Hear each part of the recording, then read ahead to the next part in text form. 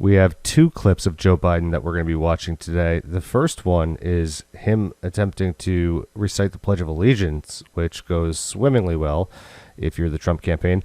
And the second one is going to be a sit-down interview that Joe Biden had with a legitimate journalist, or so it was supposed to be.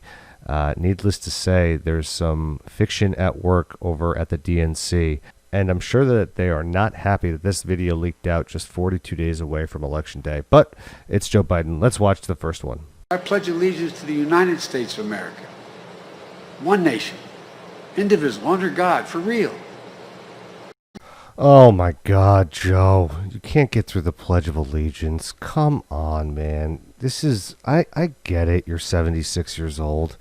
But this is something that 5-year-olds learn in kindergarten, and they have no problem reciting it without issue. Okay? And I wouldn't put a kindergartner in the White House, Joe. I wouldn't put a 5-year-old in there. And I don't know if it's a good idea to put a 76-year-old in there.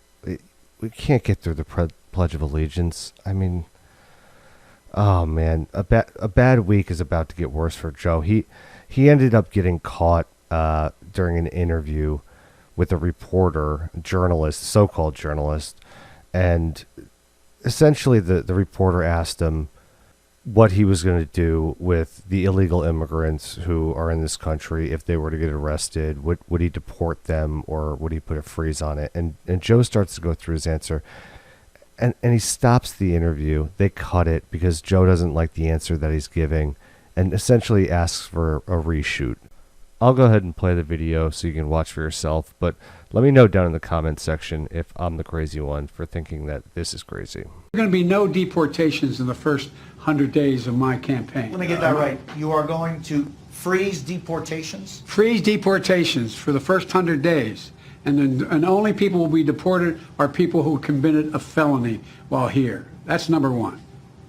Okay, I lost that. Yeah, well, but that's good, because we could talk, you and I, on that. Okay. But it's think about where we are today. There were more than. I understand that we're in 2020, everything's overly produced, but this is a presidential interview with a so-called journalist, and they're shooting it like a Hollywood film.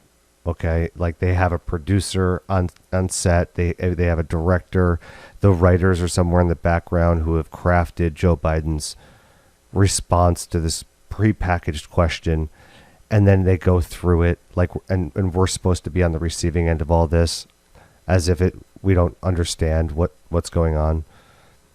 Like we're watching a piece of fiction that was crafted by God knows who behind the scenes over at the DNC.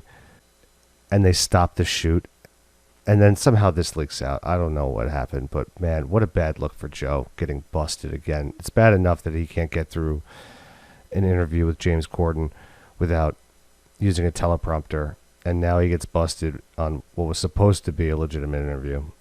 Bad job, Giuseppe. Bad job.